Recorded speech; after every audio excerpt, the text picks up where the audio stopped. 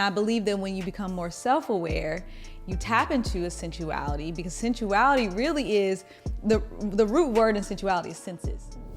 I think that sensuality comes from within. Get in touch with the woman within, finding out who she really is, becoming true to herself. I think sensuality, a lot of us as women are afraid of, because it can easily tip over into sex. Sensuality now taps into, it heightens and it complements your sexuality. It does. That's my inner me. That's the woman within. Talk to yourself. Be with yourself. I believe that when you have that self-awareness and you add on the sensuality and the sexuality, then you got the woman. My sexuality complements that, because my sexuality is, I'm a woman. Yeah. You know, yeah. And you don't have to even remotely think if I have a vagina or not. Who am I as the woman? I am radical, relentless, and real, because I am on a mission to heal the souls of God's people. I am a spiritual leader, a life coach, and an author. But most of all, I am a warrior, fighting for my legacy.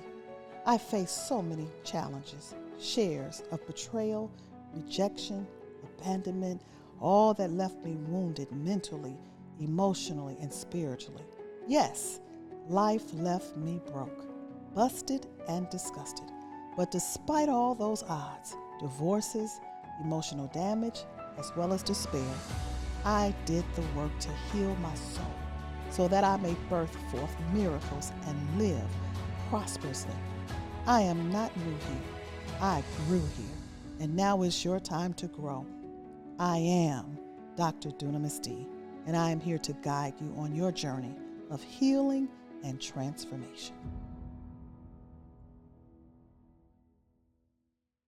Hey, welcome back to another episode here of the Healing for My Soul podcast, where we are continuing on this journey of sexual healing for the woman in you. You are episode 4, and I'm telling you, I think it already started off really deep, but this one today, I believe, is going to not be deep, it's going to be reviving. Let me just use that word, reviving. So I have some special guests on the episode, Shirlyn Palmer, and then my mom decided to be in the seat to be a guest. Guest today. Let's just hope she become a guest the whole time. But really tapping in sensuality. And, you know, Shirlyn, you had said earlier, I believe, because they saw you in the first bonus episode, about your sensuality and wanting to be more of a sensual, you know, woman, or tapping into that. But many people out there don't even understand the difference between sensuality versus sexuality. And I just want to see you all's perspective of, what do you think the difference is? I think that sensuality comes from within. Get in touch with the woman within, finding out who she really is, becoming true to herself, no more hiding, coming, you know, like just coming out and being who God created you to be, when so many times that people make you feel like that was a problem. Okay. So now it's like, you know, no holds barred. You know, I want to get to know me, who God created me to be, versus the outer core sexuality, you know, and not really being who you really call to be, just what the world say you're supposed to be. So I think that's a difference. Yeah. Mom, what about you? Well, I think sensuality, a lot of us as women are afraid of, because it can easily tip over into sex, you know. But the sensuality is really being in touch, as she was saying, with myself, allowing myself to feel, allowing myself to be who I am, and I don't have to tip over into sex. Right. You know what I'm saying? It's okay, because I know how to uphold myself. I know how to be myself. And my sexuality complements that, because my sexuality is, I'm a woman. Right. You know, and you don't have to even remotely think if I have a vagina or not. You know what I'm saying? But I know how to govern her. I know how to govern that vagina. And just, you know, sometimes I walk in store, you know, and I speak to people, you know, and sometimes I could be in the store and, you know, it could be a couple and I say, hey, how you doing? You know what I'm saying? And the woman looks at me like, don't talk to my man. I'm not talking to your man. I'm speaking to you all. Right. You know what I'm saying? But they get territorial, right. You know, because that hardness is there, you know, and the sensuality says hello. Right. The sensuality can stand up in who she is and say, how are you all doing? And respect the fact that not only am I respecting the man, but most of all, I'm respecting you as a woman. Yeah, yeah. You know, you guys added a new S in here because I love what you said, but there's a difference of sensuality and sexuality. And the S that you added, Shirlyn, it's not really sensuality, it's self-awareness. Yeah, right. Yeah. What and you explained was self-awareness. And I believe that when you become more self-aware, you tap into a sensuality, because sensuality really is, the root word in sensuality is senses. So really your sensuality is your touch, your smell, your what you hear, right? It's anything of your senses. So we smell, we have our touch, we have our hands, we have what we hear. And so when you tap into sensuality, it's like when you walk into a woman's home and you smell her aroma. Correct. You smell her candles. You smell, you know, if you walk into my house, it's all white and gold. I put a special touch to it, right? Or if I'm a woman and I just touch a man's arm, you know, or I touch his shoulder or I touch his head. Many women don't even feel confident to do that because they feel like they're going to get rejected because I've been rejected before, or what I got to touch him for, because your self-awareness is so shattered. So I love how you said that sensuality now taps into, it heightens and it complements your sexuality. It does. Because even earlier today, you know, someone said to you, you smell so good. But we as women sometimes don't even want to put on spray. Correct. You know what I'm saying? Correct. We don't even want to, you know, adorn ourselves in any type of way. Or you could walk into a store, like you said, and you could tell a man, I love that cologne you have on. And you don't need, not hitting on them. And you can also confidently compliment another woman. Yep. I really want to, for me, you know, even how it comes out in this podcast, my focal point is not man, but woman. Yeah. And I believe our society, we have lost essence of who we are, that I can't compliment you or I can't say your hair is beautiful. You know what I'm saying? That's my ability to be sensual, because I can identify with you. I don't want you. You know, I'm not a carpet muncher. You know what I'm saying? Yeah. But everything have to leave, ooh, does she want me or this or whatever, even with a man, you know? So we have to, I believe we as women need to stand up in who we are so we can stand with one another, fight the spiritual fight, the good fight of faith with one another, and not allow the enemy to cause us to dummy ourselves down for each other. One thing I learned in my singleness is the power of sensuality. And I really want to hone in on that a little bit more, because I believe that, you know, through therapy, through healing, you can gain self-awareness. But I think what most women are afraid of is their sensuality.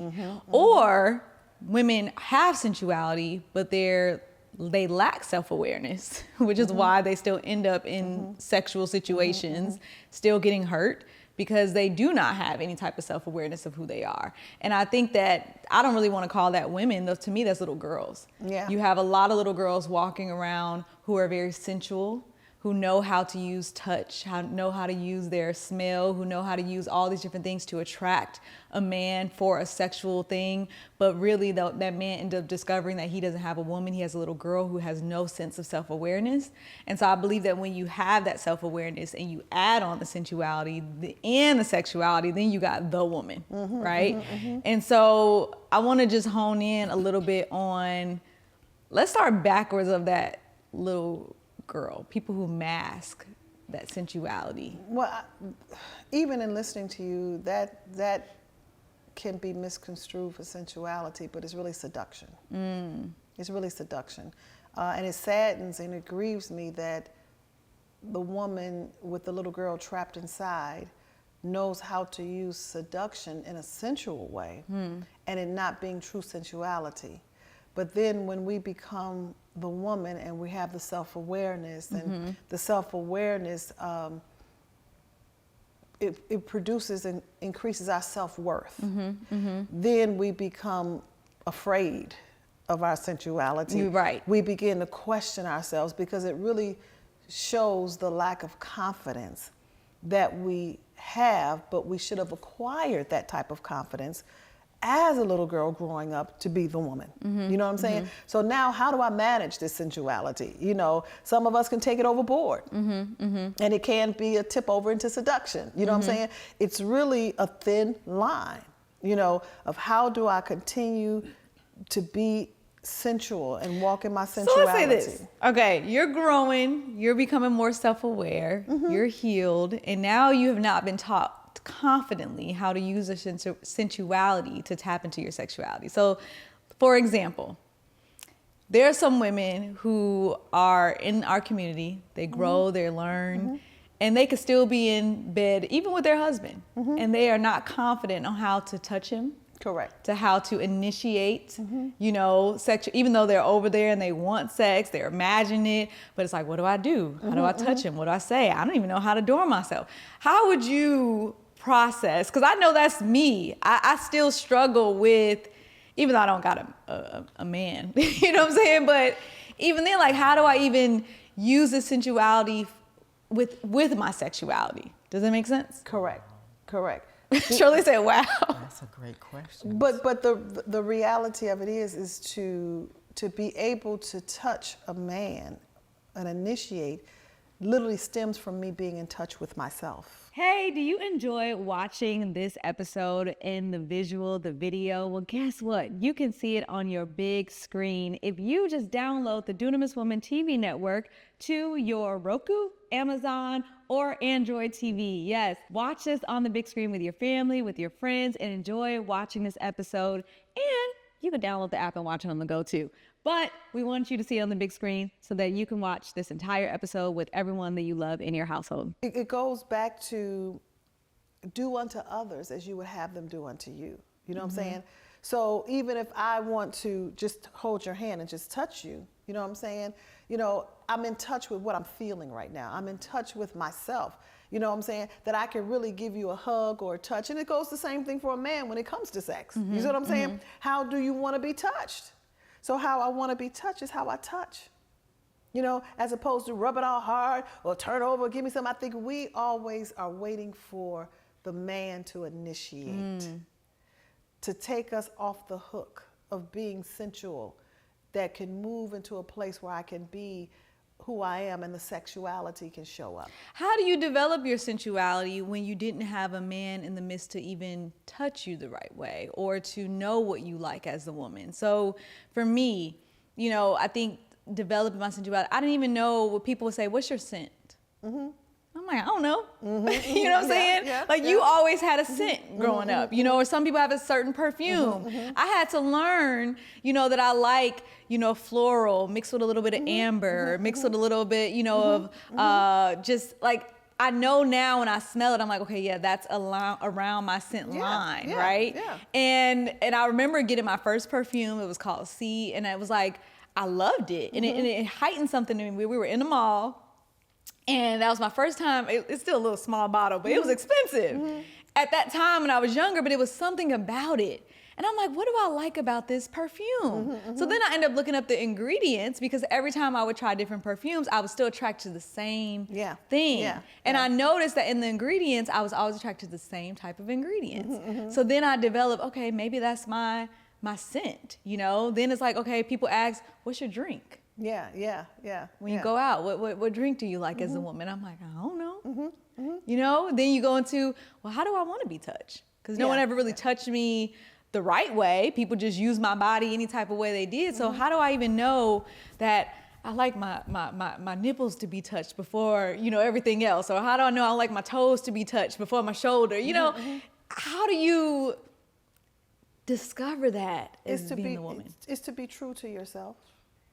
Is to be true to yourself. And I believe that a lot of that comes with your own growth, your own development, but most of all, your own healing. You know what I'm saying?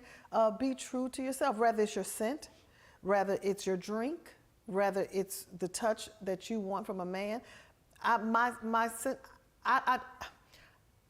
discovering my sensuality as well as my sexuality, I just can't be put in a box of what somebody make me to be.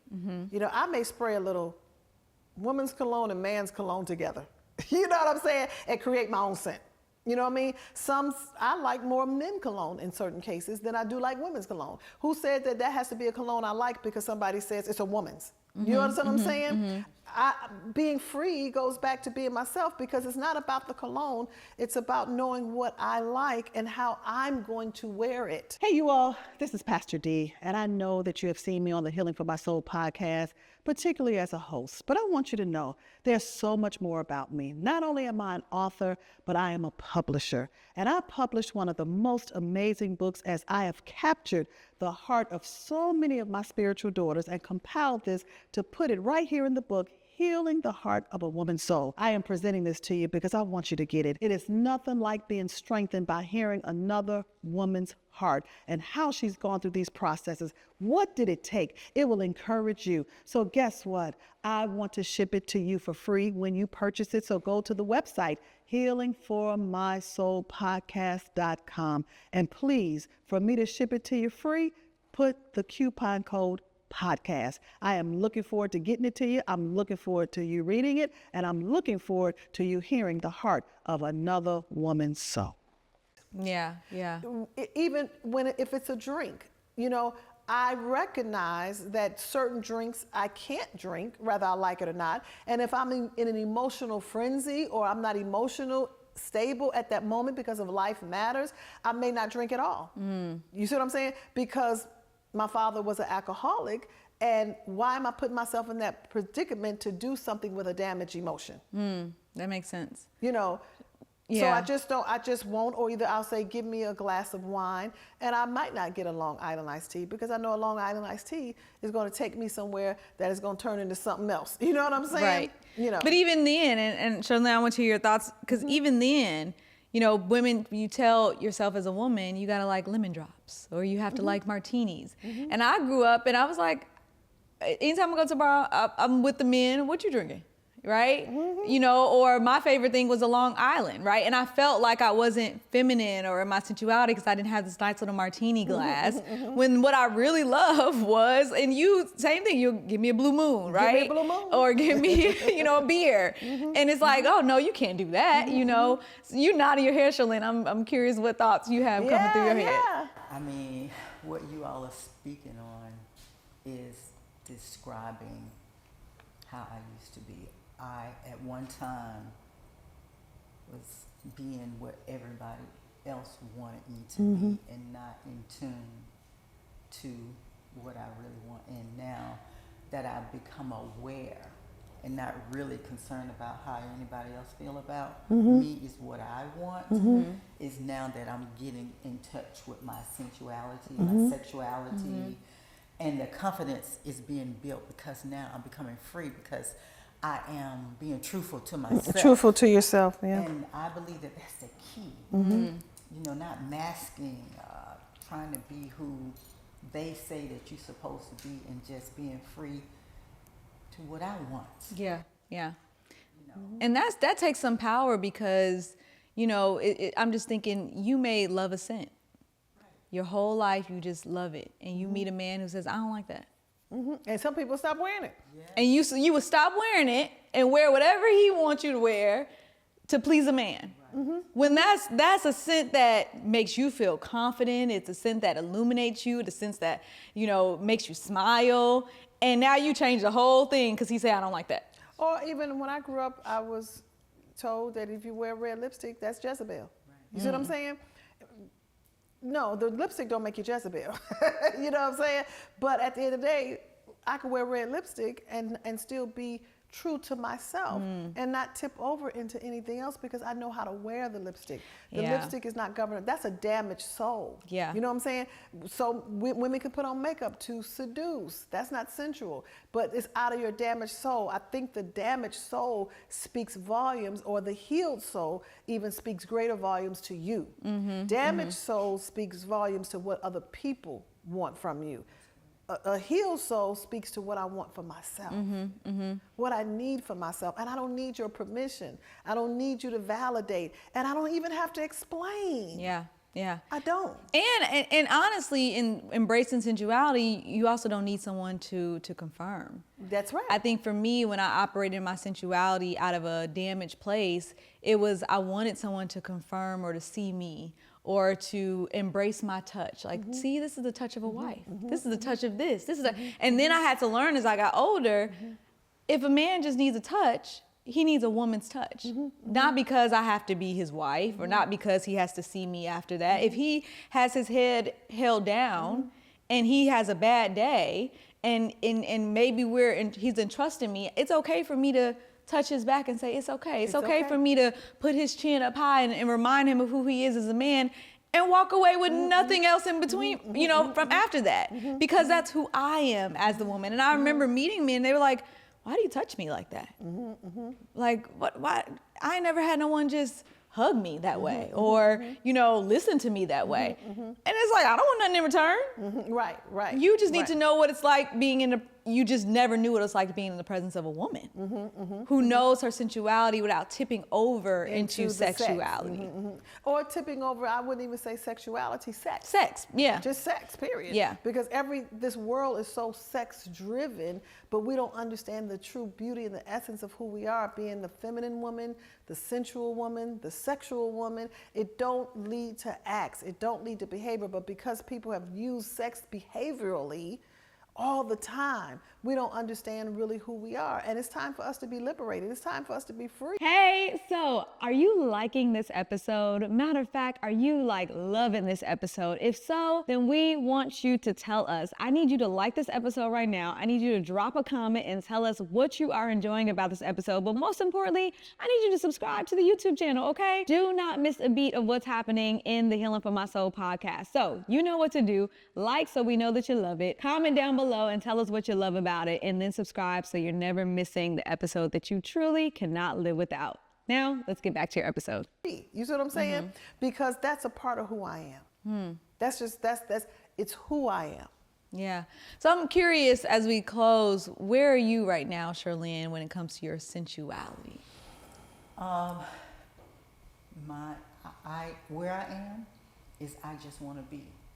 I just want to be. I want to flow without no hold bars, trying to please anyone else but myself.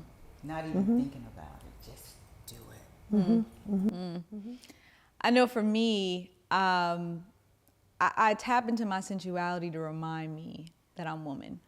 I notice there's some days where I can be in my home and I'm like, you haven't lit a candle in 2 weeks. Yep.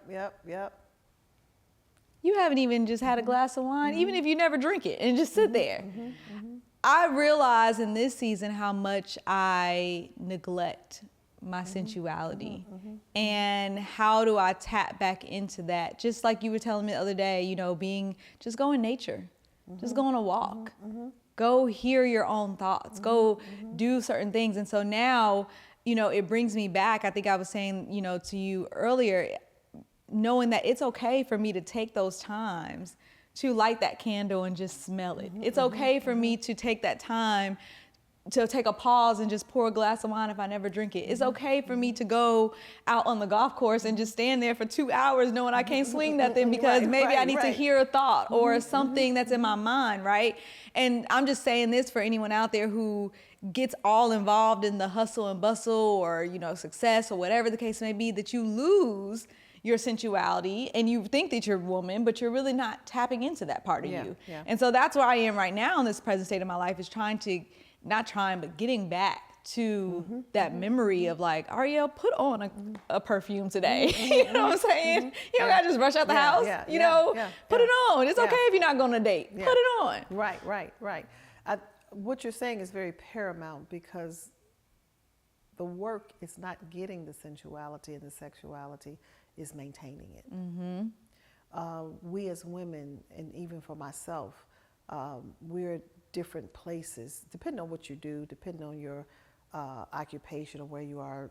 Some people might not have this, but because I am a spiritual leader on a move, I'm doing what God has given me to do, visionary, things like that, I could be so on a go that I have to say, pause. You know what I'm saying? Tap into who you are as the woman. You know, don't let her simmer. Don't let her die. Don't let her go astray. You know what I mean? Bring her back. Ooh, she's going off here. Bring her back. You know what I'm saying? And that's me. That's it has nothing to do with nobody else. That's my inner me. That's the woman within. Talk to yourself. Be with yourself. And when you have been with yourself, you know when she's going astray. You know when she's getting a little weary. You know what I mean? You know when she like, oh, you haven't really did anything for yourself. Correct. You know, in a long time. Find that time to maintain her and not just try to discover her. Yeah. She's really there. And so for me, I have to really, really say, maintain the woman. This has been a long journey for me. And the longer you're on the healing journey, the quicker you can lose her. The quicker you can lose her, because much is given, much is required. But the woman cannot afford to lose the woman within. And I think for those listening out there who haven't even experienced it, don't be afraid to find her. I think many women make excuses. Well, that's just not me.